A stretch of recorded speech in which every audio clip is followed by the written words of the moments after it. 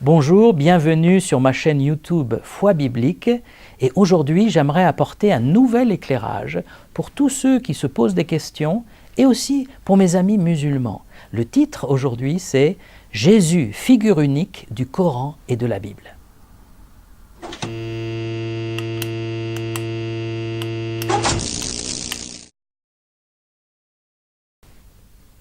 La personne de Jésus a marqué l'histoire de notre monde.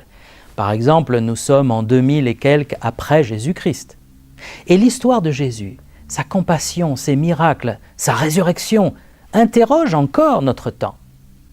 Je ne vais pas le nier, il y a des différences entre le Jésus des évangiles et l'interprétation qu'en fait l'islam, mais ce que l'on cache souvent aux musulmans, c'est que la personne de Jésus a vraiment une place unique dans le Coran.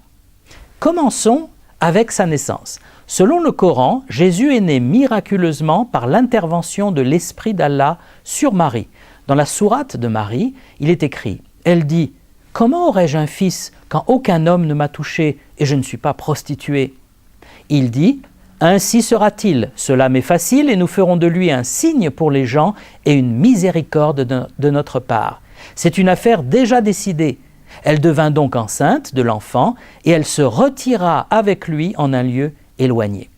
Selon ce texte du Coran, et qui rejoint d'ailleurs celui des évangiles, Jésus n'a donc pas de père humain. C'est Dieu qui réalise un miracle dans le sein de Marie pour qu'elle soit enceinte alors qu'elle est vierge. C'est ce qui explique pourquoi Jésus est appelé Fils de Dieu dans la Bible. Il est un vrai homme par Marie, mais il est divin par le miracle de sa conception. Aucun autre homme n'est né de cette façon. Deuxième élément, le caractère de Jésus. Selon le Coran, Jésus était parfaitement pur et aucun péché ou imperfection n'est relaté à son sujet. Toujours dans la sourate de Marie, il est écrit « L'ange dit « Je suis en fait un messager de ton Seigneur pour te faire don d'un fils pur. » Le Nouveau Testament ne dit pas autre chose. Jésus est présenté comme le saint, le juste. Pierre écrit « Jésus qui n'a pas commis de péché et dans la bouche duquel il ne s'est trouvé aucune fraude. » Par contraste, des prophètes connus sont présentés comme ayant fauté. Dans le Coran, Adam, sourate Al-Araf, a désobéi à l'ordre de Dieu.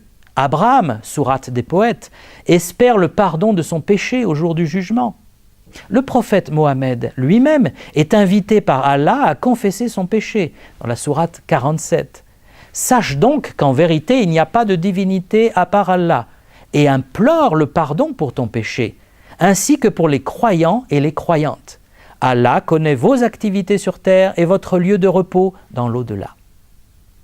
Mais concernant Jésus, à aucun moment il ne doit demander pardon à Dieu pour ses fautes.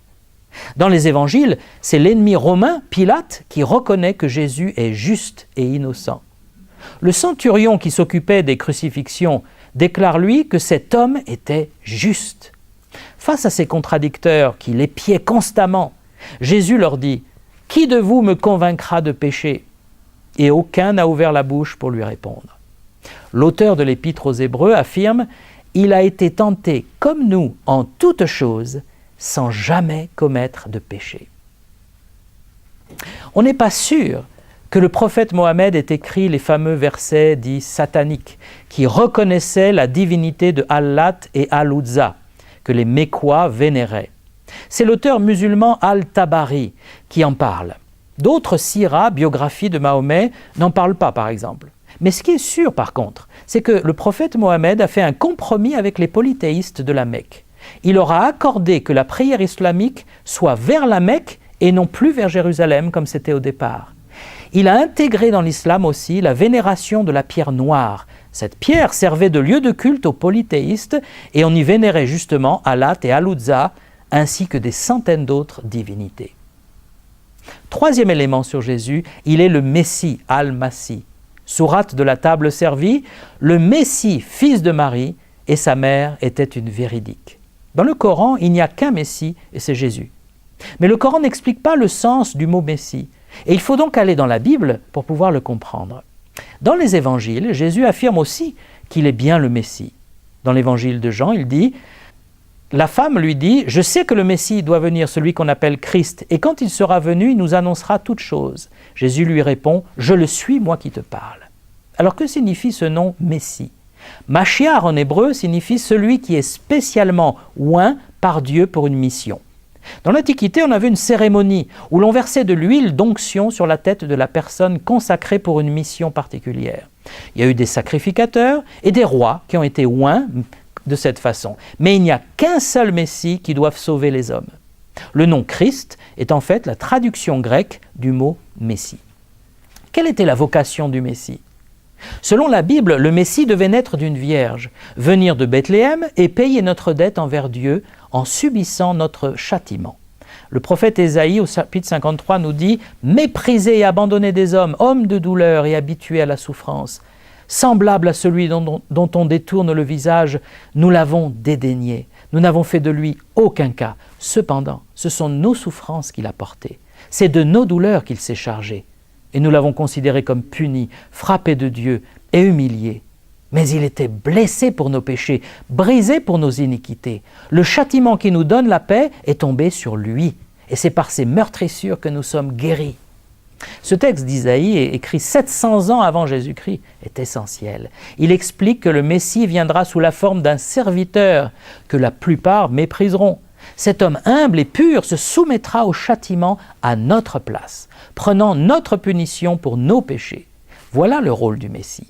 Et Jésus de Nazareth est l'unique Messie annoncé depuis des millénaires par les prophètes de la Bible. Un quatrième titre de Jésus qu'on trouve dans le Coran est la parole de Dieu, le souffle de Dieu, la parole de vérité. Dans la sourate de Marie, par exemple, tel est Issa, Jésus, fils de Marie, parole de vérité, dont il doute. Mohammed et Moïse sont également appelés messagers d'Allah, comme Jésus, mais aucun n'est appelé parole d'Allah, kalimatullah. C'est ce qui rend Jésus unique dans le Coran. En lisant les évangiles, nous découvrons que Jésus y est aussi appelé la parole de Dieu, notamment dans l'évangile selon Jean, au chapitre 1.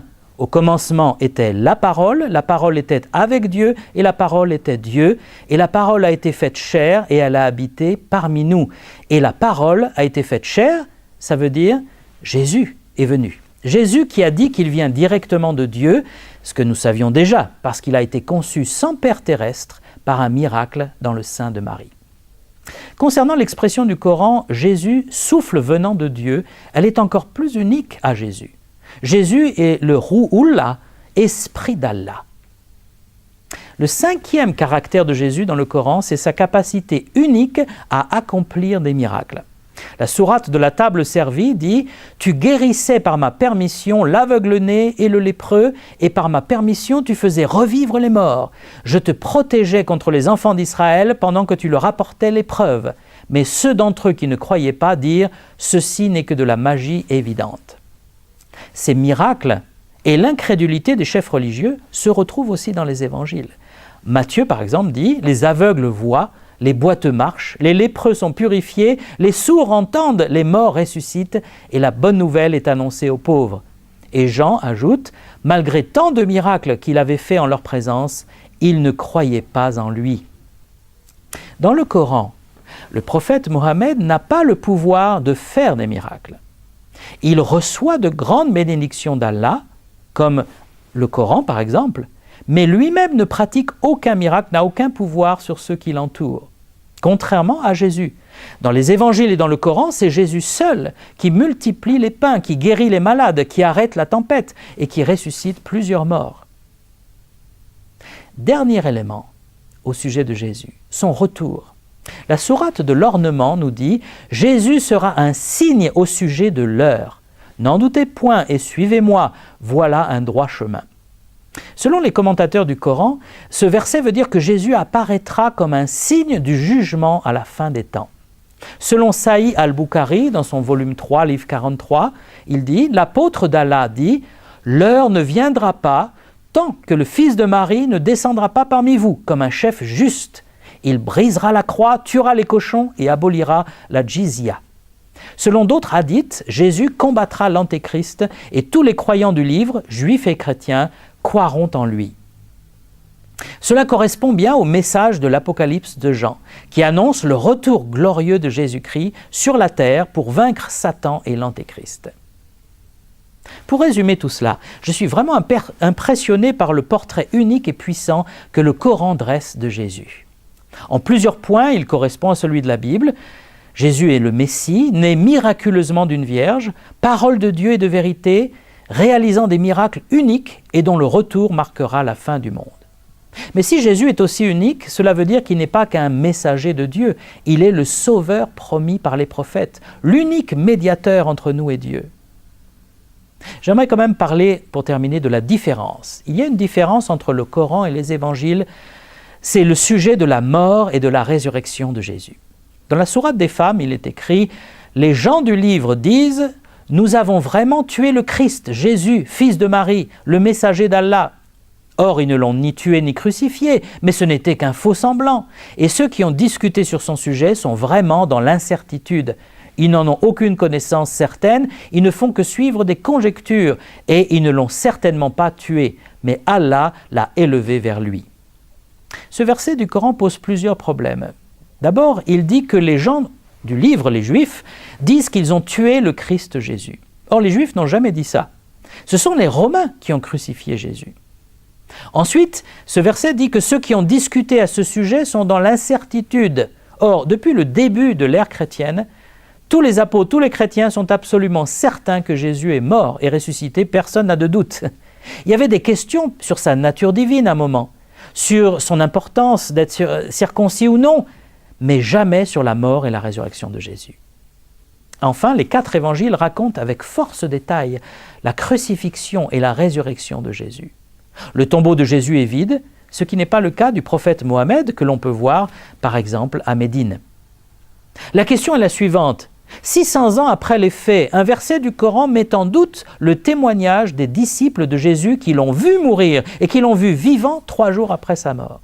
Personne, à part ce verset du Coran, n'a jamais mis en doute la crucifixion de Jésus. Même les historiens de l'époque le confirment.